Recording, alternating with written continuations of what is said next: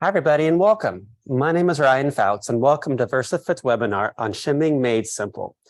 We're here to share some fundamental principles that can ensure more comfort and performance for any saddle. We'll be challenging some common opinions that many of us have heard about in our horse lives at some point or another. And to lead this webinar, I'm joined by the founder of Contour Saddlery, the parent company of Versafit, Letitia Glenn. Hi, Letitia. Hi, Ryan. Thank you so much. Welcome, everybody. If you are a recreational rider, a competitor, a veterinarian, a saddle fitter, a horse lover of any ilk, you care about your horse's opinion or you would not be here. And we are grateful for that. It was over 20 years ago that I just realized that the horses going by me, I had a chance to be around a lot of horses and riders.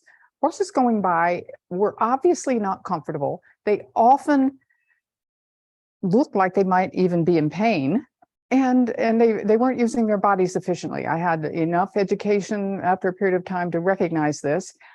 Once I saw it, I could not unsee this. I became obsessed. It's become the mission of my life, and I have a team of people who've joined me in, at first, searching for equipment that would not negatively impact moving horses' bodies. And then finally, ultimately, we decided we needed to develop our own. So fast forward to now, we have some fundamental principles we're going to share with you today that we can absolutely guarantee will make a very positive difference in your horse's comfort and your own if you'll just follow a few basic principles.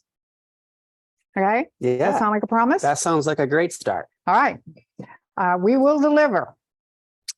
Let's start with, there are 4 components of riding success, right?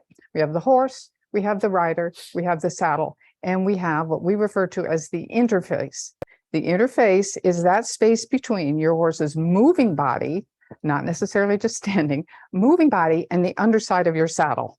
And Letitia, before I met you, I never heard the term interface. So you're saying the interface is the space between the horse's moving body and the saddle and all the bones and muscles in between that space. That's exactly right. And we learned that it's our responsibility as riders to take care of custom conforming that space for what's going to happen when the horse starts to move. But if you even look at this little plastic pony right here, here's a Western saddle sitting on it. It happens to be a very generously constructed saddle. It's one of ours to welcome a large moving bodied horse, Right. But it will fall forward, and this horse is standing on top of the horse's shoulders. Even though a Western saddle bars flare out a little bit, that's how they're designed, and that may give you the illusion that that leaves room for the shoulders. It doesn't, because the shoulders have to operate under here, and I can't even get beyond my first knuckle. Right. Right. So how do you manage that interface? Well, you use, in our case, we really like custom conforming pads themselves, but we also use shims. And people say shims to this day. There are a lot of people say shims like it's a bad thing. And before we go any further, let me say, we are not talking about stuffing a bunch of stuff, shoving a bunch of stuff under your saddle and filling in hollows and holes. We are not talking about unidimensional compressed felt or semi-hard rubber or harsh-edged things that are of various sizes and shapes that people might try to jerry-rig a bad saddle. And very importantly, we are not talking about using a shim to adjust the rider's seat balance before we've taken care of what the horse's body needs. Very often we see people shimming to take care of themselves, and they haven't even noticed the look on their horse's face. Right. So we're talking about things that can absolutely make a less than ideal saddle much more comfortable, and a truly good saddle excellent. Our shims are unlike, our shims are like no others. They are, we like to say, the perfect combination of support and squish. Just feel them. And they are shaped. We have 3 different shapes, but let me just show you the thickness. These are our thin shims. They have a power lifting portion, which is the thicker portion, in a slim taper down to transition nicely along your horse's body or into each other if you need to use more than one. We have a second dimension. This was our original shim, and we decided that it would be really handy for micro tuning the fit to have half thick shim. So these are 2 of our shapes, and I'll tell you all about them later. Let's get back to one of the most common errors we see in shimming today, in addition to shimming for the rider's seat before you take care of your horse.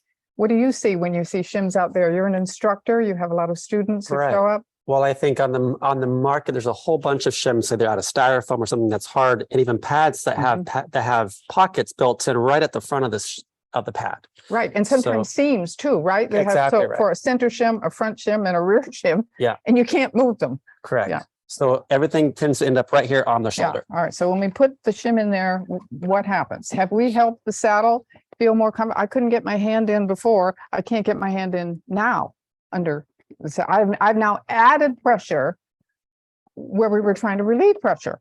Sounds so silly. We did it ourselves in the beginning, to be honest, when we were investigating this whole interface concept. Mhm. So what we learned is if you pay attention to your horse's shoulders range of motion and you tuck the lifting power, even just a little bit like this thin shim, the lifting power back there, that is what prepares your interface, prepares your saddle to welcome your horses moving back. So now I can get my hand under there, there's no pinching. and if I had a horse here and could lift his leg, you would see that space fill in.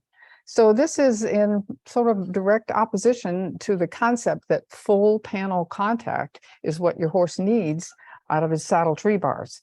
Your horse will tell you he'd rather it not contact him quite that stiffly while he's standing still, because the moment he tries to move, or pardon me, those of you who have mares, I'm saying she tries to move, it's a totally different set of dynamic shapes, right? Right. Okay, so that's Western saddle. And so today we're going to talk about, because that seems very simple. It is. So we're going to be talking about the fundamental principles. And as we go through the next hour, we'll talk about some more of the nuances and more of the details. Mhm. But the principles don't change from this Western saddle to that English saddle. Is that correct? Precisely.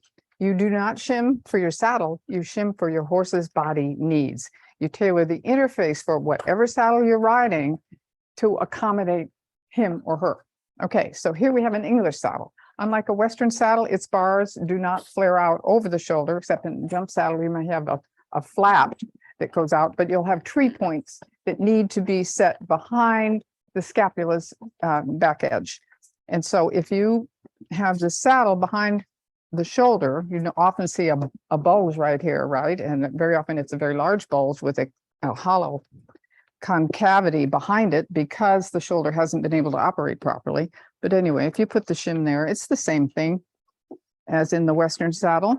You haven't helped at all. You've just added pressure. So if you set it back further, whoops, it fell out. You get the idea.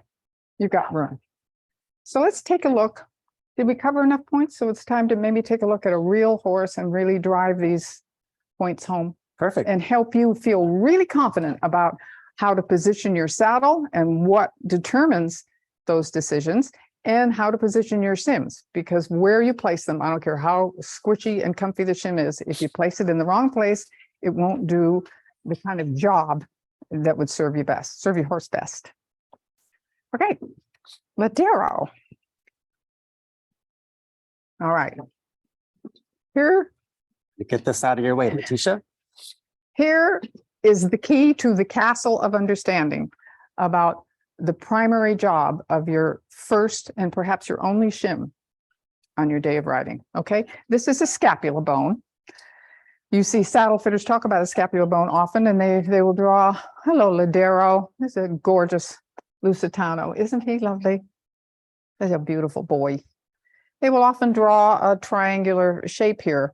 But I just wanted everybody to get a sense of the enormity of this bone. This was a little short, squatty horse. So Ladero's scapula, which would go from the point of his shoulder all the way up to here. This part is a crescent of cartilage here, which is very sensitive.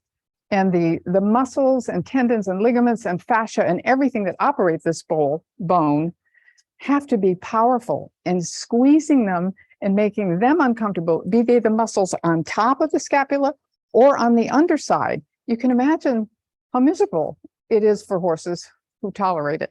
So to give you an idea, this floating bone essentially, excuse me, buddy, floating bone can move in all sorts of ways. It not only goes backward and forward with stride. This whole structure can lift up and down.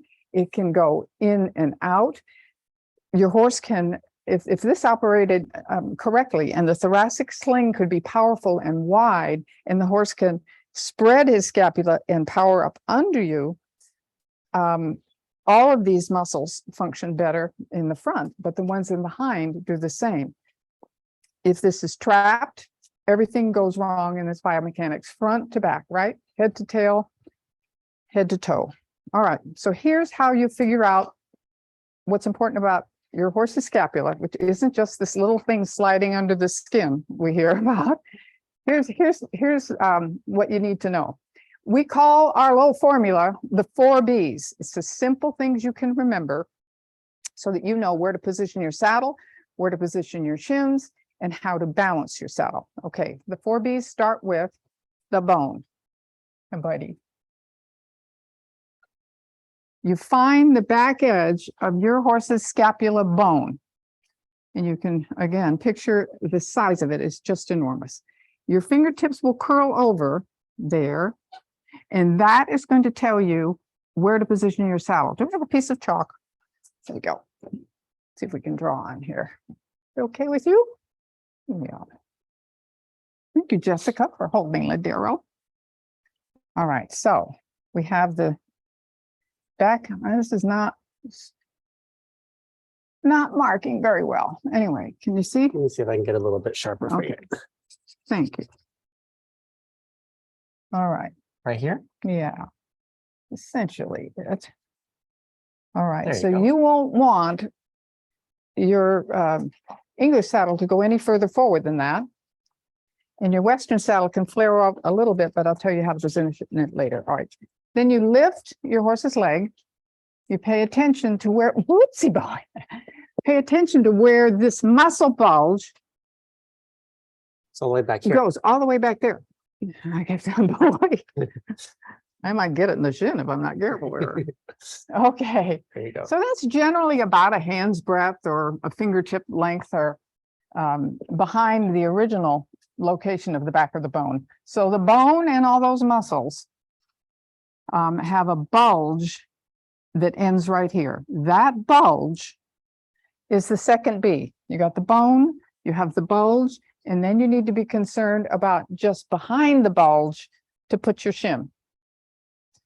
Okay, so we'll just use this. I'm going to little ask him one. to take a step towards the camera just a little bit so that it's Are not we? quite so far away. Just All righty. ask him to come over here a little bit more. There you go. I hope everybody saw that. Do I need to, should I Yep, lift no, it no, again? It's good. Fingers good? Yep. All right. So if we're to think about the bone, the bulge, and behind the bulge, third B, we want the lifting power of our shim to be right there. Can you see what sense that makes? To just lift pressure off of that. If you have it too far forward or you don't have it at all, you're going to be putting pressure and the horse will have a tougher time really powering up under you. So after that, the fourth B, and we'll show you with the saddle, the fourth B is going to be the balance, the seat balance for you. Okay? So that simple little graphic is a little, I can see it's quite busy, but that's something that is downloadable if you want to share it with your students or whatever, those of you out there who are looking for ways to explain how simple this really is once you get it and have felt it and the importance of it. The 4 Bs. Okay?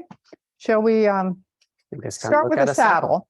And in general, we would recommend at least every season, maybe, put your saddle on your horse's naked back and go through the exercise of making certain that the shims you're using to help manage that interface space really are just right for him. Because during the season change and training regimen and whatnot, obviously there are changes. So every season or however often you think there may have been a body change, just make sure, though very likely it will be so similar because honestly, just this little thing is a powerful, magical tool across a variety of horses' shapes.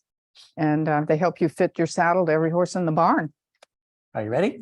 I'm ready. All right. So I'm just going to swing this up nice and softly, make it nice and friendly for him. All right. Thank you, Ryan. So here we have a little Western saddle that is going to be positioned so that my fingertips will curl over the back edge of that bone right at the front of the concho here. Can you see that? That's really any Western saddle is going to have a concho right here at this point in whatever tree is in there. And even a treeless saddle probably has a concho there. But that's how you position it front to back. All right. And that will leave your cinch, if you were to cinch up, about a hand's breadth behind his elbow, which is much more comfortable than jamming it up into his armpit where you can rub a sore easily. And this right now, even though this is a very generous saddle, is putting too much pressure on his shoulders. But remembering where that bulge is, we'll put this shim right here to lift pressure off. And it'd be just amazing what this little shim will do with this big saddle. Ryan, can you put that one over there? Absolutely. Okay. So behind the bulge. Behind the bulge. Okay, can you get your hand in nicely? I can. So you can imagine. Now, if I were to, I can actually see some daylight in there or some room in there. But if I were to lift Ladero's leg here, it's going to fill up that space and he's going to be very risking my life by doing this. That is now totally full. We should probably turn him to the camera at some point, but it's a little more trouble. All right, now, because Ladero is built, can we stand him up straight and square? Sure. Yes, please. We'll just get him to take a few steps forward. Because Ladero is built fairly uphill, his withers are higher than his croup. By lifting the front of the saddle, we may have tilted the rider a little further back than he or she might like. Now, in a Western saddle, you're going to want the balance point where the back edge of your seat bones can be, and you can feel really secure. And like when your horse stops or zigs or zags, you're not going to pitch forward or lose your balance. That's a nice martial arts taekwondo position right back here. You don't want to be jammed up against the cantle. That's not a good place to be, not comfortable for your horse. I know a lot of barrel racers going around those corners feel the need for that, but in general, this would be a better spot. That's where the sweet spot should be. So I'm going to roll something tubular to see if it lands there. And if it lands too far back or too far forward, well, actually, that's looking pretty good. You see that? That's looking pretty good. What do you think, Ladero? He looks content. Just for the sake of example, he looks tense. No, content, happy. Yeah, he may be. For the sake of example, if this had lifted up too high, and if this had been a narrow saddle instead of a generous saddle, it likely would have, we would not want this saddle to dig into his loin. So we would use one of our rear shims, same material, similar shape to this shoulder shim, and we would just tuck it. It tapers this way. So the lifting portion is going to be behind, under the bars of the saddle. And that's what we would do if we needed to change the balance. So that's the second consideration of a shim. First shim has a job to preserve the shoulder range of motion.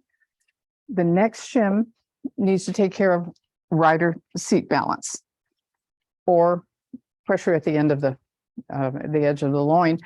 And if you have a downhill horse, and my little quarter horse is quite a bit lower in the wither than the croup, and I often have to add a half shim in front on top of the other shim, to, sort of in this position, and I can explain that later. We have detailed examples of different horse posture shapes and back shapes that we are always happy to share, and we do free saddle fit evaluations for any of you who don't feel confident after this conversation about making decisions which shim to use and why. I have used the little shoulder shim there, that's what we call it. These are the rear shims. We also have a long double tapered shim. This is, its lifting power is right here in the center, and it tapers toward the front and toward the rear. This is another one of our shoulder relief shims that also has multiple purposes if you have certain hollow back situations, which we can discuss later. But anyway, this is very good as lifting power for the shoulder, and it would be positioned like this if we used it. So again, the lifting power starts here at that taper where it goes from thick to thin, and that would go at his scapular backswing point bulge. And then can you explain the time that you would use that shim? I have found that this is a very successful shim to use, particularly in round barreled horses, mutton withered horses, Okay. where lateral stability is often an issue. For some reason, the long shim that tapers both ways is a better shoulder shim than a shoulder shim. Okay. And you would use a thicker one, maybe. It depends on, it's a Goldilocks and the porridge thing. You might use the thicker version of either shim if your horse has some wasted muscle issues or is a little more downhill, less uphill. You can play with it thick or thin. You're not going to hurt your horse if you experiment a little with these. And that's, as you said, it's based in principle. So you can adjust, just operate out of the principle of the 4 Bs, and then you can adjust and experiment from there, correct? Exactly. The principles of the 4 Bs. Thank you, Sharon, for suggesting this 4B thing. We have a scientific educator who suggested I simplify even more than I have. So how about the pad now? So Okay, the start with pad. that. Now that we know where Ladero's body needs to have the lifting power to clear his shoulders, we'll incorporate his pad, and we can choose from a variety of pads. We have 2 basic kinds of pads. We have our smart pad. This is a sample here with internal, we call it Versafoam. Inside, it's very magical foam. The power of this stuff is unbelievable in terms of impact deflection and comfort conform. It compresses to practically nothing, and yet it only loses 2 to 5% of its impact deflection power. So it molds around your horse's body. You put your shims in. Where are the shims? Right here. We'll be putting our shims in for Ladero right about in this position to compare with his body. If he were a little short-backed horse, we'd probably use a shorter pad.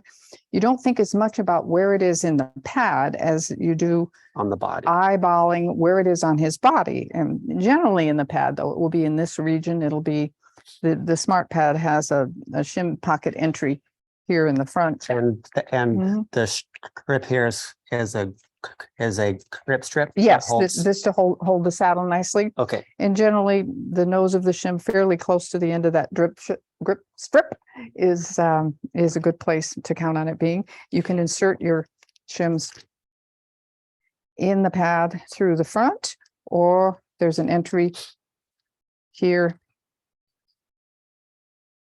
along the center. And when you put them in, you always want to peek in along the center and make sure that you've got them even front to back and left to right with each other, kind of up near the top of that Versafoam core.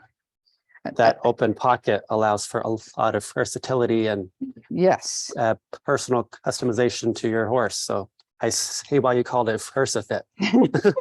not a good name. Okay, so we have our shims here and here. On top of the foam will compress and absorb the shim, but leave enough power left to do its job, to lift pressure off the shoulder. These pads have their function where they're really needed underneath the bars of the saddle. This is a large shim pocket with no vertical seams, so you have versatility in where you place them. And for good leg communication with your horse, you don't need thickness down here. I don't know if you can see how thin this is. You've got great leg communication. We have a couple of different jacket fabrics on these pads. This is our new Breeze fabric, we call it. It's a spacer mesh. You can hose straight through this pad. Everything is breathable, and it's a wonderful, comfortable thing. And because it compresses and gets you so close to your horse, we have English ones as well, of course, and different shape Westerns. It gets you so nice and close to your horse that you've got room to add a decorative Indian blanket or something on top of it for shows or for showing off. Letitia, before we You're put not that far pad, away. before we put the pad on, what I'm hearing you talk about is that you're shimming the horse for the saddle in motion. And in part, do we want to show how much his back can move? That's a good idea. I forgot to do that, didn't I? This is particularly an issue for those of you worried about horses that may have a low center back because they've gotten out of shape for one reason or another. If you always, I should have mentioned this, Ryan, thank you.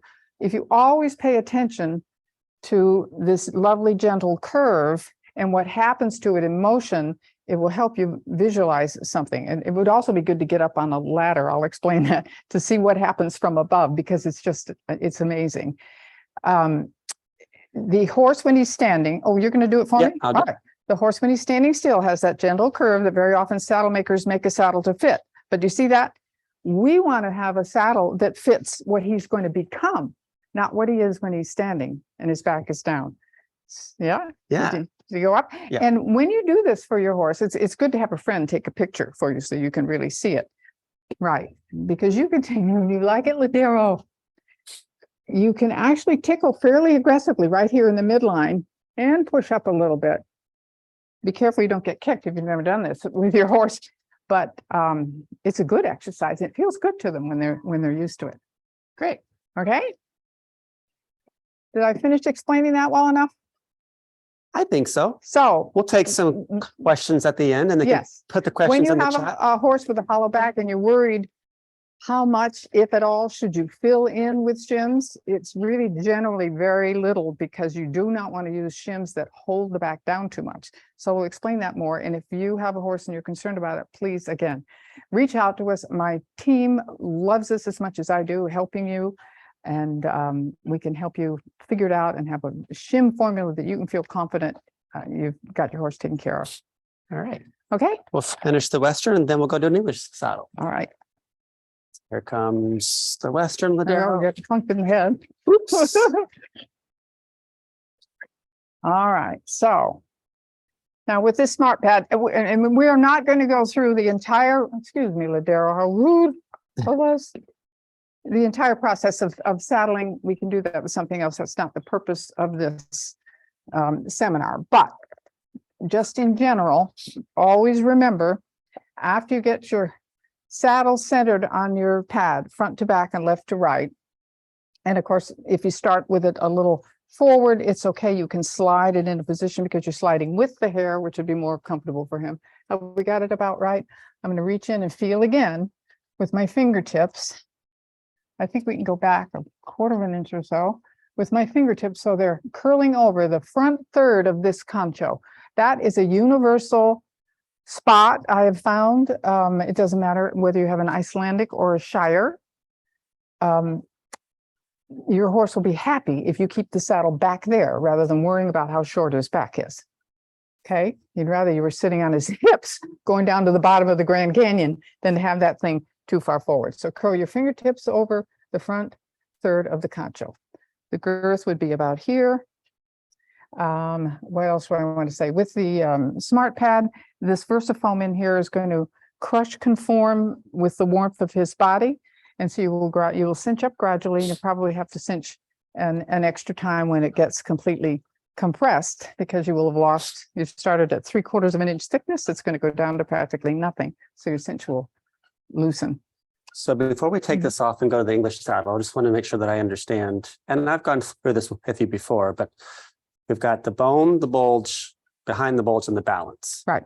So you've checked here to get your clearance between the shoulder. And I always the double saddle. check one more time. I didn't mention that, did I? And you can walk the horse off too, right? With the hand under. If you're all cinched up and you reach under, right, and you think, oh, gee, is this too tight? It may feel tight while he's standing, but if you walk a few steps and can reach in there, generally it will loosen considerably. And all you want to know is that your hand isn't being crushed, which will tell you his shoulder is not going to be crushed. Some support there is a good thing. So I've done the bone, then behind all the bulge behind. So here's my lifting power, and then I've shimmed for the rider balance. That's right. And Sounds simple. we already, it was simple. We didn't double check though. I'm busy talking.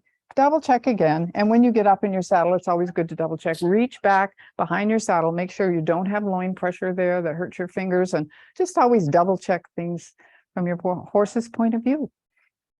Shall we take a peek at an English saddle now on the same an horse? English saddle.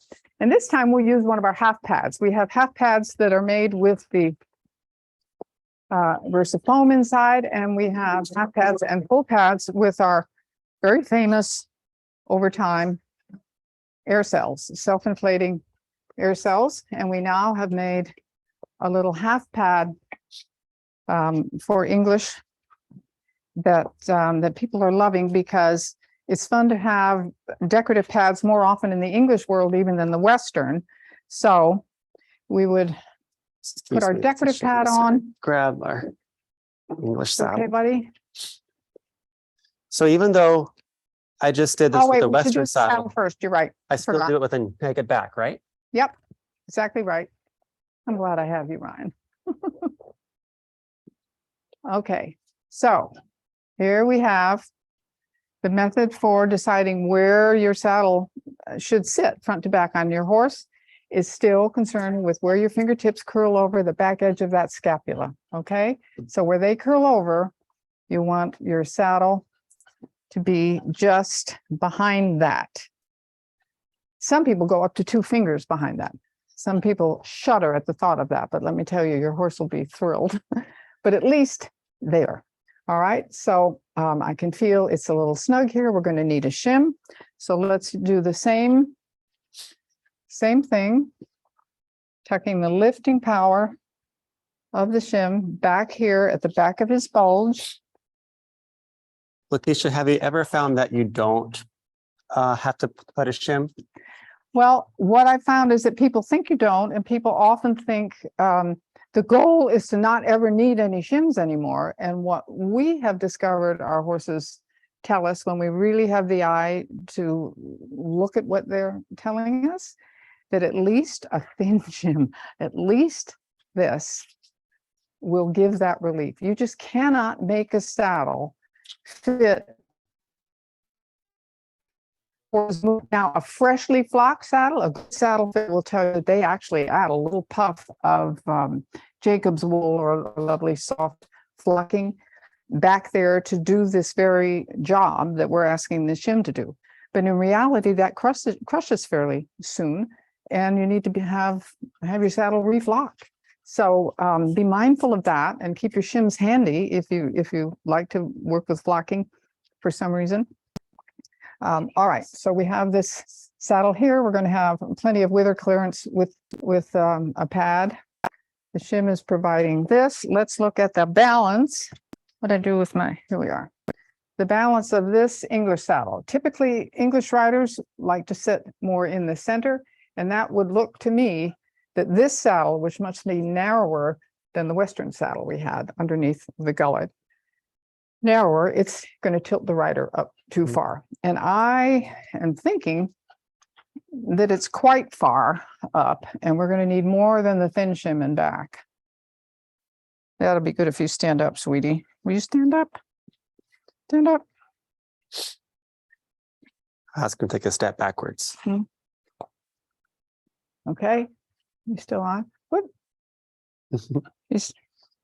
Are you all right, Ladero?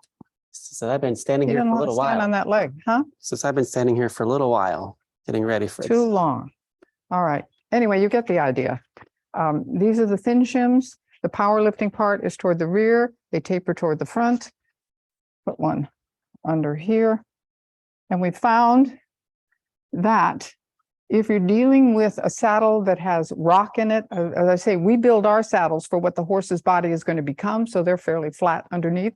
But if your saddle has been built for the sloping center back, it has rock. And if you're getting this kind of action front to back with your saddle, these shims can help mitigate that, because that little wedge in the back and the front will make a great difference to your horse's comfort. All right, so I've got the light one, the thin one there, standing up. I think that looks pretty good.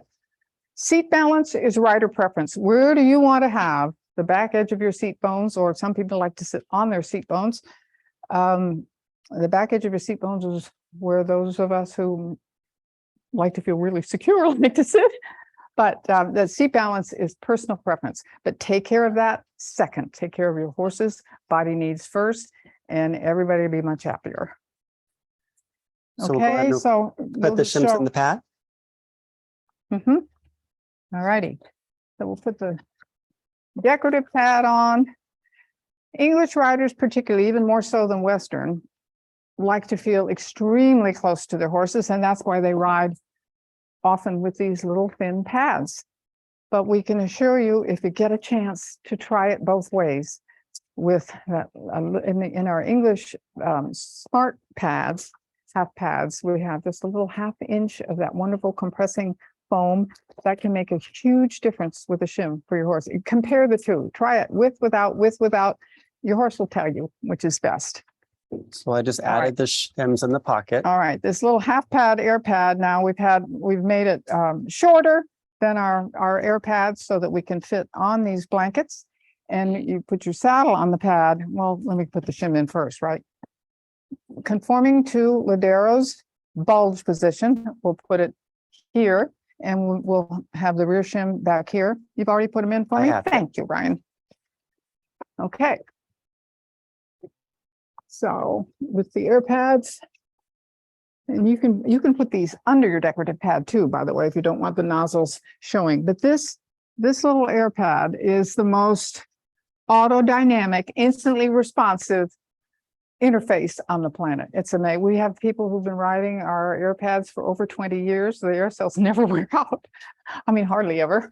Occasionally, I guess we've had a failure, but you're going to have the weight of the saddle and the pressure of the cinch. I may not even have this in position, busy talking. The pressure of the cinch, or the girth in the English case, is going to force air out of these open nozzles. And before you tighten your girth the very last time, close the nozzles and you'll be left with just enough of the autodynamic cushion that you want. So it adjusts as your horse travels. And if you have horses with asymmetrical issues, particularly severe ones, the air pad is a wonderful choice. Both of our pads, of course, take care of asymmetry, and most horses are at least a little bit asymmetrical. But okay, we're not going to get into being perfect about this. You think that's enough? Yeah, well, it's the concept there. You've covered the 4 B's again. Okay. The bone, the bulge, behind the bulge, the balance. Right. Yep. So Okay. it's as simple as that. So I think now we've gone over the principles, and even though it seems simple, it's not always easy, but you've always seen it work, right? You've had a lot of cases that there's been atrophy in the horse's muscles, or there's been some kind of something going on. And by using these principles, you've seen a lot of transformation. Is that correct? Absolutely. Incredible transformation. The kinds of things that fuel me forever and make me cry. But just one more time, let's go through the 4 B's. If you as a rider have this responsibility, know where the back of the bone of your horse's scapula is. Know where it's going to travel and be noting the bulge. The bone, the bulge, and then behind the bulge, you put a little bit of lifting power so that you can help your horse's saddle not impact that bulge when he's traveling. He'll be so much happier. And after you get that handled, then you look at the rider balance. Okay, the seat balance. So the bone, the bulge, behind the bulge, the balance. Ready? I'm not going on. Am I prattling on? I just want everybody to really get how simple this is and send us reports of what it's like when you experiment with it, because the transformations that we see, as I say, get me emotional every time. And it's what fuels my passion when my feet hit the floor every day. Here are some. Many of you who know us may have seen some of these, but I thought we'd throw some up on the screen. Here's a little endurance horse on the left. This is a saddle. He's carried that rider for probably thousands of miles. We changed equipment, and the very next trip around the arena, literally, this was not even a full trip around the arena. What you see on the right is what I saw. So much more relaxation and obviously an easier way of going. By the way, when you try this the first time, your horse will have to get accustomed to the feeling that is very new to have such freedom in the shoulders. And you'll want to make sure that you let your reins all the way out. I hope you feel safe in doing that. Let them all the way out so that they can stretch in and expand telescope their head and neck out to balance themselves and push up underneath you. Because if they're worried about running into a short rein bit, you're not going to get the same feedback. So long rein, at least once around an arena, just at the walk, then maybe change direction, do some figure eights where the inside hind will cross over the outside hind, and just feel what your horse feels like when he pushes up under you. Okay, here's another one. Not quite as dramatic, but I think pretty darned obvious, huh? Here's a beautiful little gal and her beautiful little horse who struggled for 5 days at a clinic, and I watched this horse really trying to do what she was asking, and she was learning so much as a rider, and I couldn't stand it, and said, would you like to test drive one of these half pads with some thin shims with her very narrow saddle, actually? And this was the result. This was her very first ride. Olivia and Zoe, I'll never forget you. Here's another case where you can see that the horse is struggling, and it may be that the saddle is the big culprit. There are always other factors, but when I see transformations like this that are instant just by changing equipment, my go-to is the saddle and interface had a lot to do with it. So what can I say? More of the same. A gal really trying to get her horse into a frame, and you cannot manage a frame from the face comfortably for your horse and get them to come through and over the back and collect if they cannot move those shoulders. Imagine if you were carrying a backpack yourself and you strap it on, you've got a fairly heavy load. You can just imagine this. You would want to spread your scapula, widen them, round your back, push up into the load, tuck in your tummy. It's the only way you could lift your knees to your chest and climb hills powerfully. It's the same with a horse trying to come under himself. But I digress. Where do we go next, Ryan? Yeah, I think, Letitia, if you would. So you covered some, make sure I'm trying to be the cameraman and I thank you. all at the same time. And we're in the barn, which is just so great to see actual horses, and it's not just all pictures, but the video with the actual horse is all really great. I wish we could parade in every single back type to give you all a lesson.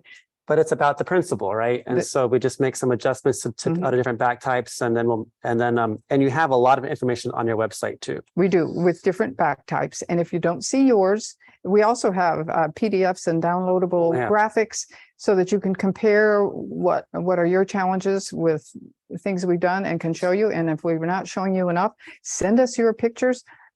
Take advantage of the free saddle fit evaluation that I designed a number of years ago that works like a charm all over the world. And it's personalized to you and your horse. Right? That's right.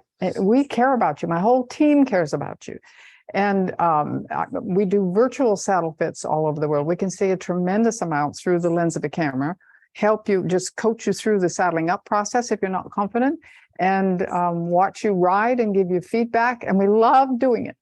So I think the next place to go, Letitia, is you showed me what to do, but now you need to tell me the timing as to when I need to do it. So can you tell me a bit about how do I know that I need to make some adjustments to my saddle? Does my horse move in any different way? Is his neck up, his head up? So what kind of happens to the body? That's a good question. Learning to recognize the signs that might indicate discomfort that could be due to a saddle. There are checklists we have available for you that we've compiled that we can show you at the walk, trot, and canter what to look for. We have a basic one. Thank you, Ryan, for putting that one up. Horse posture and movement comparison you can download off our website, and talk about the general body shape. Is the overall shape concave when he's carrying a saddle, like that red horse there? Is it flat and stiff looking, or is it ideal, which would be powerful, convex at the top, relaxed, head and neck stretched out? You don't want the head and neck to be shorter than the body. You don't want the top line to be contracted on top and dropped on the bottom.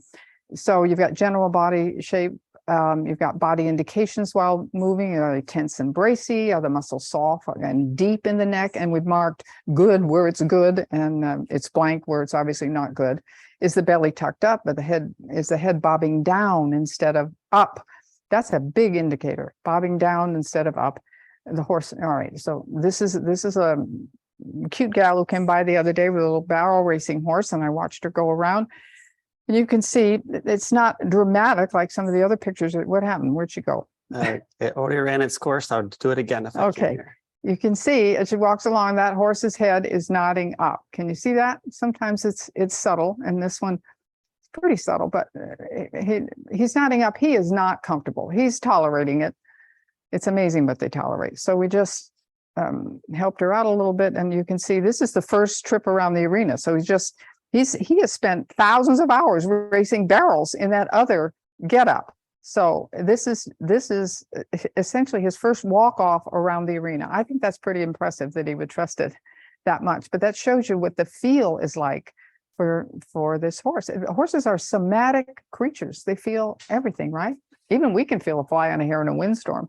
Why would horses tolerate what they do with equipment that traps them and makes it impossible for them to travel as nature intended? It makes it really impossible for them to enjoy partnering with their human. Yes, I don't want to be anthropomorphic, I guess, but how can we forge these wonderful relationships with our horses and expect that they are going to be anything but dreading the equipment we trap them with, unless we make it comfortable for them? And the interface is a huge part of it. So Letitia, I think it's time to go ahead and get into some Q&As. Okay. But before we jump into the question and answer, I just want to go ahead and let people know too that as a result of sticking with us for this hour, if they want to get a free set of shims, that's something that they can do today if they get a pad from you? Oh, absolutely. And I will tell you, this foam is expensive foam. A pair of shims in any of the shapes. I'm going to stop you for 1 second.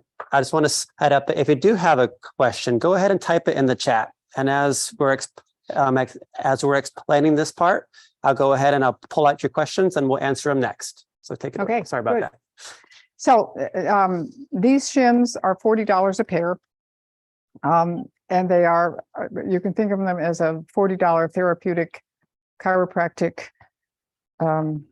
medicine that will save you a tremendous amount of money over time, really, but certainly provide much more pleasure for both of you. So they are $40. We will give you a set of them if you care to buy a pad. We just want to reinforce the concept that just buying a pad without shims isn't quite enough to complete the package to offer the benefits for your horse that we know our research has allowed to provide for you. So Letitia, the first question is, how often do I have to adjust my shim pattern? How often do I have to make those changes? I would familiarize yourself with those points on that checklist of things to look for that might indicate your saddle is a problem. Pay attention to your horse's body. Of course, always look at your sweat marks. If anybody ever has a sweat mark that's silver dollar size or focal point pressure size, that's I mean a dry spot. That's an issue. If you've got Roni hairs or something, can everybody hear me with the plane going over? If you have a white spot, that means there's been pain and neural and vascular damage that's gone on for some time. If it's Roni hairs, that's generally pressure and friction. So pay attention. Maybe you have your shim a little too far back and it's not lifting pressure off the working shoulder enough. Always reach under there before you mount and make sure you don't have pressure somewhere. If you have a horse that has suffered saddle damage along the way and has obviously white spots that are scars that will never go away, you know to put your shim behind that. You know that pressure needs to be lifted off that old scar because that's the classic place. It was a bit hard to hear for a moment because of the helicopter that flew over. I know I'm getting it right when the horse is moving comfortably, when I feel secure in the balance of the saddle, when the hairs are all smooth on the horse's back and the sweat pattern is basically even. Is that how I know I'm getting it right? Yes. Sometimes you might have a large dryish area and you have to assess how much sweat was there in general. It sometimes will be the last part to sweat. So if you haven't gotten really, really sweaty, that could be an issue. But if it's obviously a focal point pressure issue, then address it, maybe change your shims. But look at that chart the things to notice is your horse feeling rhythmic in his way of going? Are his strides nice and long? Is the head not nodding up? Is he stretching out and telescoping that head and neck to balance himself? And it should feel rhythmic with long strides. Have yourself videoed now and then, maybe, and take a look at it and compare.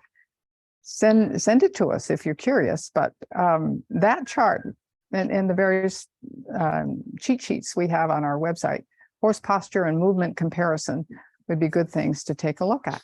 Did I answer that question? You did. That's fantastic. The next question here is, what do I do if my horse has more extreme muscle atrophy, like a sway-backed horse? Sway-backed horses, depending on their age, you have to assess a number of things. First, find out and really make sure you've done it effectively. How high can that horse lift? Have a friend take a picture of it and get an idea from where he is standing to where he is going. Yeah, here's epic. I should show video of that. When I tickled, this is an 18-year-old Andalusian. I'm on a personal campaign to prove that Andalusians don't have to have a back like a hammock by the time they're 15 if they've got good saddle and interface equipment. So are we what am I looking at? I'm looking at some question and answers. No, you go ahead and just focus on this. So here he is standing, and I'm explaining to someone about how to find the scapula and whatnot. And then do we have the slide where I tickled him and you can see? Okay, well, he comes up to almost level.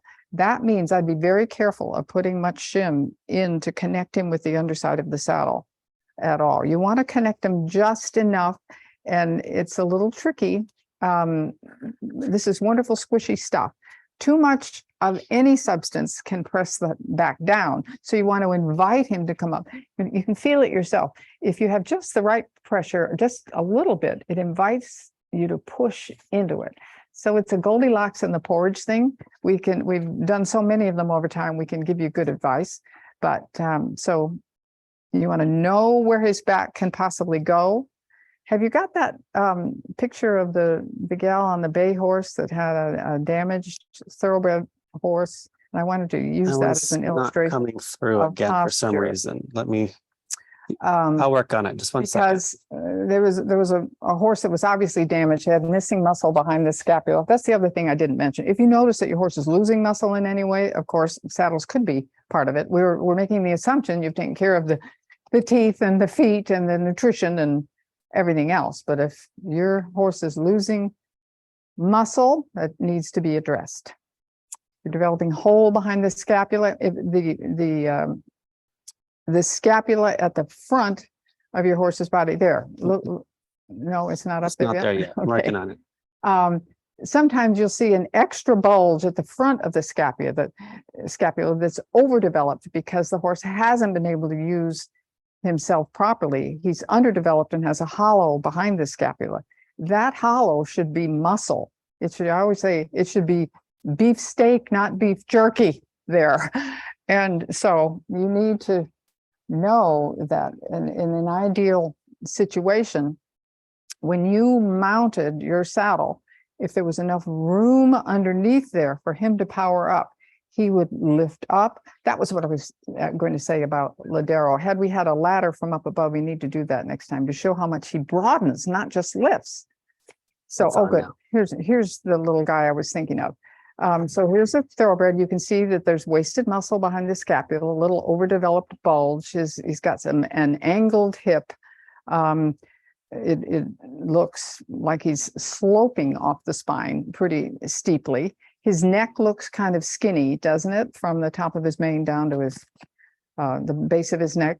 So this gal said, I'd love to try one of your saddles someday. And I said, the only thing I happen to have with me today is a super wide saddle, and your horse is not a super wide horse, but let me add an extra shim and I'll just fill it up just so you can get the feel. Well, the moment she mounted and he was all set up with this saddle pad and shims, whoops, where'd you go? No, you're fine. That's exactly what he looked like. He popped himself out wide and up high. He suddenly looked like a totally new horse. Did that illustration go away? Oh, it's there.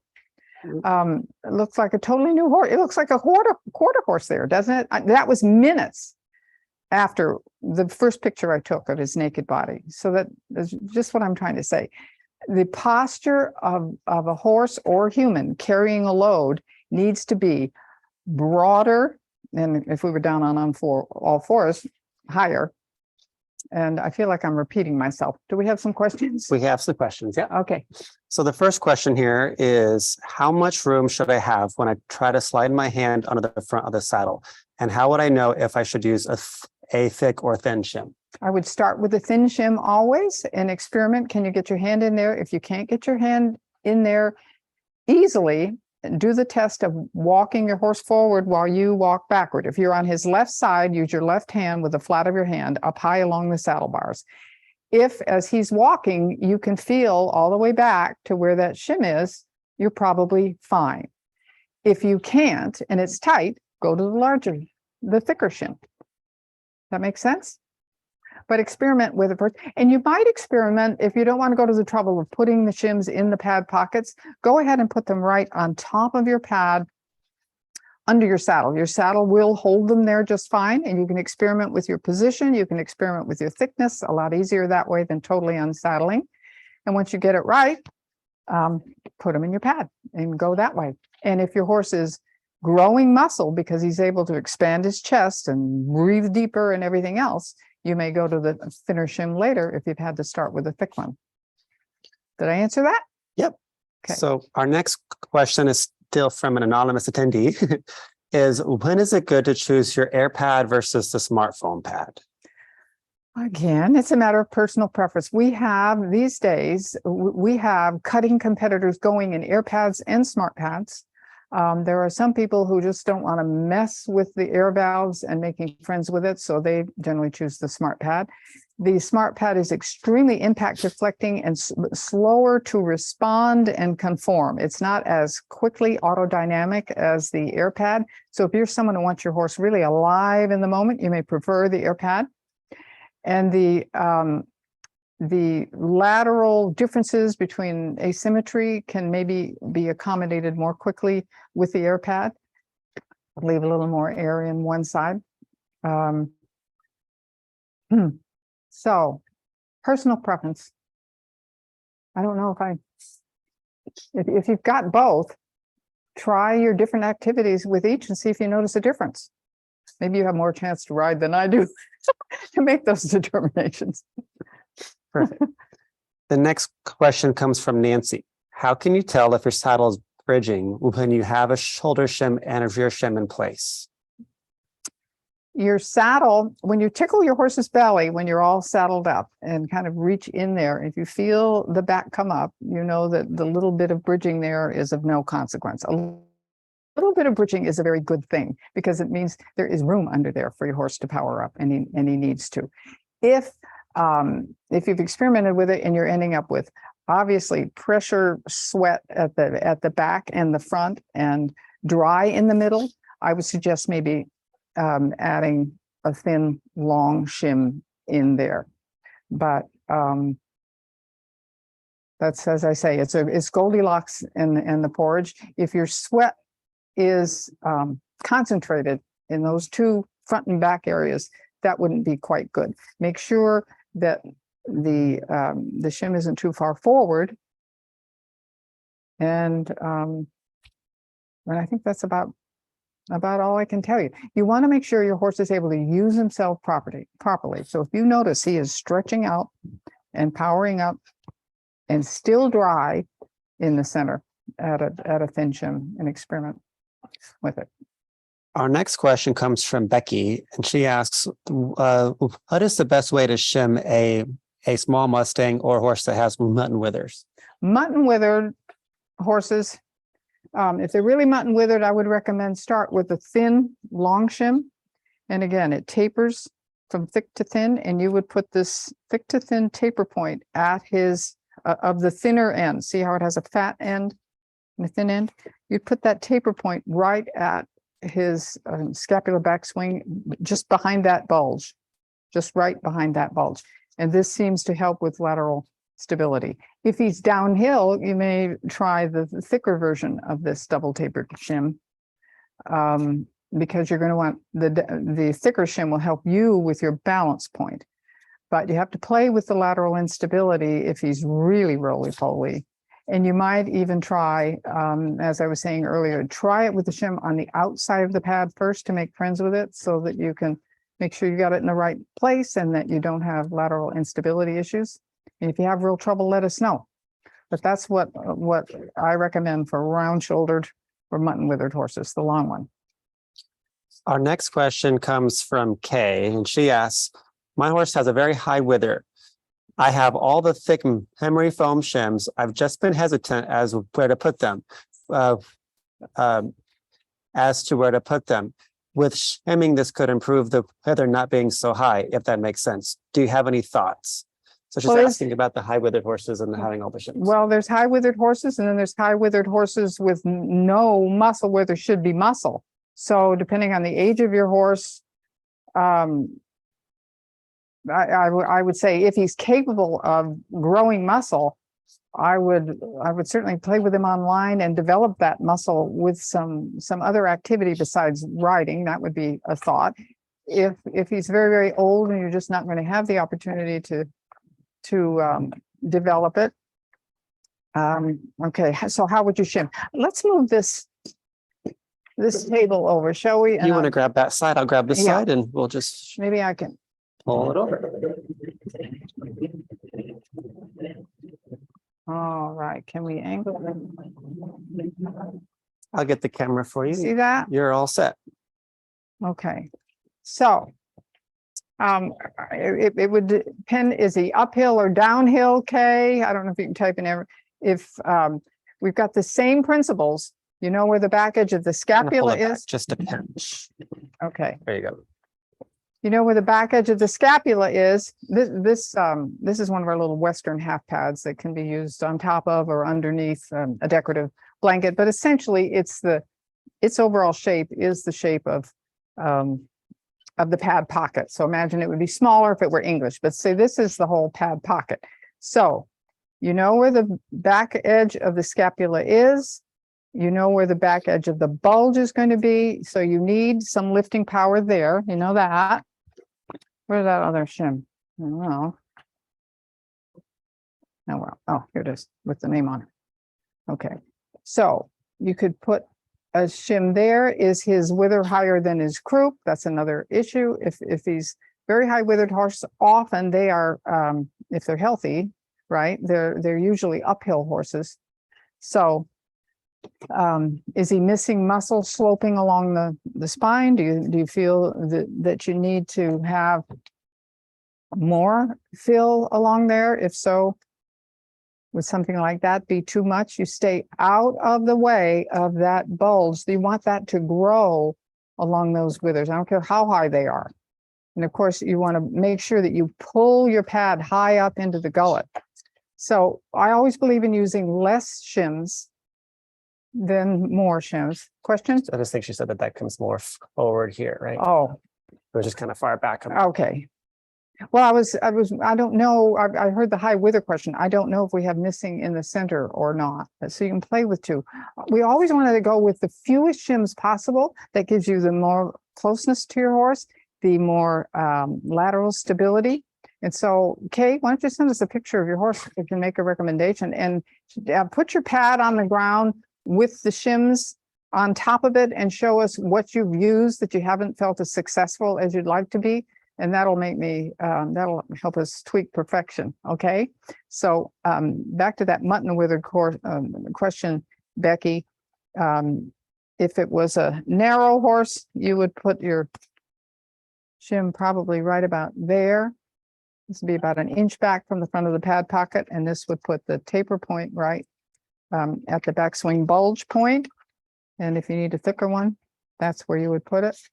If you've got a really downhill horse and there's some wasted muscle, be careful if you've got a narrow saddle. Definitely go with just one shim for shoulder clearance if you can with a narrow saddle. If you're working with one of our saddles that are generous and it's bigger than your body needs, you can talk about getting into more than one shim, but start conservatively. Okay. There's a couple questions in here. One from Carl, another from, it's another anonymous one. but it's talking a bit about on the high withered horses, Mhm. and on this other one, it's again kind of higher withered. That the that the pad tends to kind of slide down or to one side. Can you talk about, does the shimming have any impact on this, on the pad sliding or anything like that? It can, depending upon, do you have it up along the top of the air cells? And the shim itself hasn't shifted down. Usually the shims will not shift inside the pad when you're riding, but when you're carrying it to and from the tack room, there's enough room in here that they could shift position. So always double check that they are in the right position. If it's slipping on one side and the other, like, again, I mentioned earlier, most horses are asymmetrical. So you could play with the air a little bit. If it's really bad and you can't make friends with it, you might put a little thin cotton pad or something underneath it to give the pad itself something to get purchase on. Because the ultimate result you want is the comfort of the support and squish of the shims inside the autodynamic air cell that fills in for the moving body. So if you're just having a heck of a time with that and with your high withered horse, of course, where's that half pad? We build that strap there to pull it up. But if it's annoying the heck out of you, just put a little cotton pad in there for a while till maybe you get him even out and get your riding going in rhythm. So you don't fight with it and make yourself crazy. Our next question comes from Bob, and it's about the saddle placement. Earlier, when you were saddling Daryl, you talked about the placement in relation to the concho. And so the question is the concho on top of the bone or at the bulge? Oh, the concho, the concho is I wish I had a saddle here. The concho is usually about, well, an inch and a half around. The front third of the concho should be right above where you have your fingers curling over the back edge of his scapula. That's the bone. Okay. Does that make sense? Yeah, if you put a Western saddle further back than that, then you're probably going to end up with the weight of the fork and everything going in behind that scapula. Not so good. I hope I answered that. Yeah. We have a question from Harry Lou, and she says, can you just go over again about the use of the air pad, the timing of the valves open, and then the timing that you close the valves? Okay, I can tell you, it's a little bit personal preference for me. I generally have a lot on my mind, and I'm lucky to be spending time with my horse, and I have found that I've forgotten to close the valves more time than I care to admit. And I get up there and I hear whoosh, whoosh, whoosh, and all the air is going out of it, and then it can't perform its function. So I close the valves as I'm walking from the tack room because I'm reminding myself that I don't want to forget. And I know that when I saddle up, I always poke the bubble of air. And if I see I have a lot of air in there, I go, oh, I need to let some air out before I tighten the cinch all the way. Most people who don't have ADD can leave their valves open, and then you saddle up and the weight of the saddle presses just the right amount of air out. So right now these valves are open. The weight of the saddle will press just the right amount of air out before you tighten your cinch the last time, or before you mount anyway. And then you're riding with just the right amount of air as you close them before you mount, maybe before you tighten the last time. You can always let more out. So I like to err on the side of that rather than pushing too much out. So the question is, I mean, the answer is both ways. You choose whichever. You don't want to ride with a full pocket of air, this wonderful baffled foam in there, but too much air is too bouncy and not helpful. And so close them when you want to close them. Just remember to leave some air in. I hope I answered. So someone here has asked, so what do I do if I have several different horses to ride every day?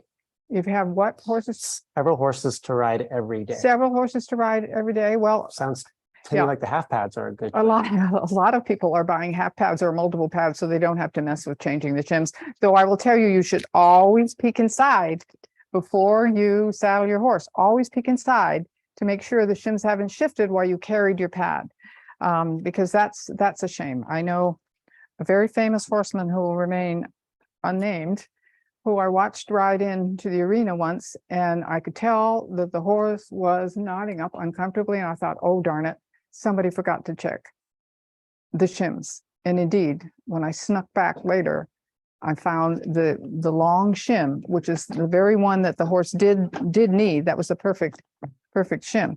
It had shifted from its position here all the way back to here. So the rider was sitting right on top of it. And therefore, it was not lifting pressure off the shoulder at all. It was just adding pressure to the middle of the horse's back. And it created all the horrible head nutting up and stiff way of travel that we described. So it's worth checking it. Like picking your horse's feet, just check your pad. So long answer is a lot of people buy a different pad for every horse. If you've got that kind of budget, then do it. If not, keep a list of what shims belong in the pad and just go to the trouble of changing them and use the same pad. You should be able to use, you have a set of these shims that in the 3 shapes, the shoulder shape, the double tapered long shape, both of which are used for shoulder clearance. The long one can be used for center fill, and the rear shape in the 2 thicknesses, and we have bundle pricing when you buy all of them. It's worth having the whole set for your barn. Give them to friends, sell them to people. You'll be doing them a favor, and you can get a better price if you go ahead and get them all. So that's a recommendation I'd make. So For every horse. Just a comment. The shims don't move after you've saddled and tightened the cinch. No, They're nice and secure. It's just exactly. the handling every day and going from the tack room to the arena, they could slip around a little bit. Exactly. The shims will not move if you don't even have them in a pad. If you put them on top of your pad till you determine, do you have the Goldilocks and the porridge just right in terms of positioning and the right shim? So you don't have to go to the trouble of putting them in and changing and taking your saddle off and going through all of that. You can just tuck it under your saddle, test ride till you get it right, and then put it in your pad. While you're test riding, the saddle will hold the shims in place. And the same thing when they're inside your pad, the saddle will hold the shims in place. But if you're swinging it around, they could shift. They don't always, but they could. So it's worth checking. We have a question from Ashley, and she's saying, sometimes we still have dry spots, even with the shim behind the bulge. What do I do? Well, send us your pictures. Take a saddle fit evaluation. Take the trouble of sending the pictures if you'd like some help. If you've tried a bunch of things, it sounds like if you have a dry spot, the shim could either be a little too far forward, a little too far back, a little too much shim. How's your saddle balance? How's your riding? That's what we're here for, right? Right. Very good. How's your riding? Are you over riding? I mean, we all have to self-assess. Send us pictures of your horse, put your pad on the ground, and send us the picture of the configuration of shims that have worked the very best for you, but still not as good as you would hope. And we'll sort it out with you. Send us video too, if you'd like. So We love it. It's what we live for. Donald's asked. Donald must be a customer of ours from some time, and she's asking. Her name is Jonal, and she's asking, when should the breeze pad and shim be used rather than the old air pad? The breeze pad rather than the old air pad.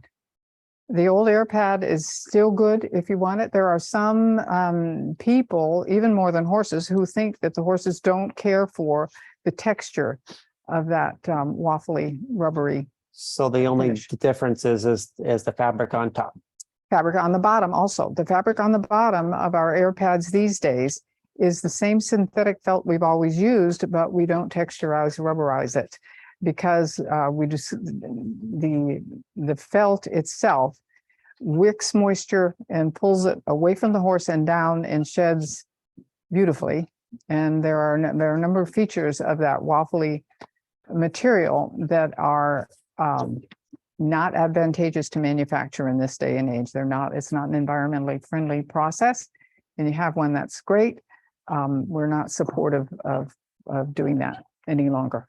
And the felt with the different fabrics on top. We have also Cordura, which is rough and tough for going through the brush and the breeze. Very good. Okay. Well, there's some more questions in the Q&A, and as you have them, if you get to watch the replay or anything like that, if we haven't answered your question today, go ahead and continue sending them in, and we'll be sure to get an email back to you. So if you've already sent us a question and we haven't answered it live, we'll send you an email. But if you're watching the replay of this and you have a question, be sure to contact us and we'll be happy to get you an answer, right? Would love it. This is our very first webinar, and I'm sure I didn't cover everything. I hope I had enough of a sequence that you could get some confidence in believing that this stuff works and it can be simple. Don't make yourself crazy if you're not confident. Check in with us. We love helping you. It's my personal mission in life to touch as many horses as I can before I croak. And that includes yours, and feedback for us about what we could have done better. We would love to hear. Please criticize us. So I'd love Thanks. to just kind of wrap things up a little bit and to summarize all the great things that you shared with us today. So when we started the webinar, we talked about the material of the shims, that they're not the same as what styrofoam, rubber, Right. hard shims that you might find in a local tack store. They're somewhere. delicious. They're delicious. And then we talked about the 4 B's: the bone, the bulge, behind, and balance. And if we use that system, and I'm going to put the slide back up again so that we end with this closing thought. We have the bone, the bulge, behind, and balance. If we use that as our guiding principles, I don't have to worry so much about, I'm going to hurt my horse. I'm probably in the ballpark of doing something better than Right. what I had before. Right, exactly.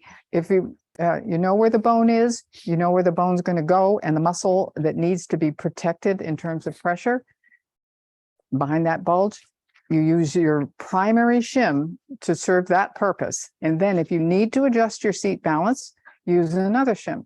Otherwise, go with the one. And the term that you're using to talk about the bulging and the bones is you're managing the interface with materials and tools that don't just keep a saddle in a static, pinchy position. Horses aren't statues. Right. They're moving and dynamic. And so everything that you've created between the Versafoam, the air cells, the shims, everything accommodates the dynamic, the motion of the horse as they're going. Right? Absolutely. And it's useful underneath the bars of the saddle, which is where the pressure is. There's no need to have a whole lot of bulk underneath where your leg needs to fall to get good communication with your horse. So our various jackets housing these conformative cores are really lovely and enable you to go ahead and use decorative things on top of it without feeling like you're way up there. And they've evolved over the years, but the principle is still the same, but you have new jackets, new materials that are a little bit softer. It's come a long way, and I think it's really quite nice. Thank you. The next thing in our summary is we talked a bit about how to know when I need to look at my saddle fit or I need to change a shim or something like that. And we talked about with our posture checklist, and I'll throw that back up as well. Things to look for is the head nodding up, Right. head nodding down. That's our goal. We looked at stride length, all these kind of things. So Right. Stride quality, the transitions, ease in transitions and lead changes and things like that. Of course, attitudinal issues, if you've got behavioral and attitudinal things that seem to be triggered by the saddle. and I'll start to notice some potentially ruffled hairs or dry spots, that kind of thing. So those are indicators for me that I need to either contact you and do a saddle fit evaluation, or that I need to go back to the 4 Bs and start to tweak something. Right. I will say ruffled hairs are generally disharmony between horse and rider. And so you may have to look at yourself there. May not just be saddle fit. Because We there are all have them. And luckily they will shed out when you get it right. because there are 4 components to this. The saddle can't cure everything. There's Right. 4 pieces, right? The horse, the rider, the saddle, the interface. Right. And then I think other than that, we just want to make sure that people know that these tools are available. If you can, even just a shim would cause a big transformation. and the pads, and then Even one thing on the just a side. little thin tapered foam shoulder shim might make a huge difference. It's worth trying. So just kind of want to say that you can get your hands on a free set of shims with any pad purchase, because you stuck it out and you attended this webinar. It was an intense hour and a half now, just about. And so if you use code free shims at the checkout, and you can go to versafitsaddlepads.com, again, versafitsaddlepads.com, and use code free shims in all caps at the checkout, it'll apply the free shims there. And even if you ordered because they come in bundles as well, it'll just take $40 off that bundle. So as you put the pad in the cart, or you put the bundle in the cart, just add the code free shims at the checkout and you'll get that discount. Right. I can't see all the questions. I can't see the names that are here. I'm thrilled to, I know several of you are in other time zones. Some people apparently are staying up drinking lots of coffee, though this recording will be available, right? We're going to send it out to everybody, Okay. and they can contact you too on your Facebook page. And this has been embedded on the Natural Horseman Saddles Facebook page, so they can go and Okay. find it there. All right. And yeah, We discussed that we renamed the company Contour Saddlery because it spoke to what is our mission purpose. And we've got Contour Saddlery and Versafit, and Contour is the mother umbrella of all of the brands of saddles, of which we are so very proud and are serving, as we mentioned, I think in our publicity, about over 10,000 horses out there are riding our saddles. We have no idea how many are enjoying the interface that are making their saddles much, much better. But we have a number of brands, and we'll be adding more. And we are so grateful for your interest in being here, and for your support, and for your critique of what we do that helps you or didn't help you enough. Okay. well, thank you so much, Letitia.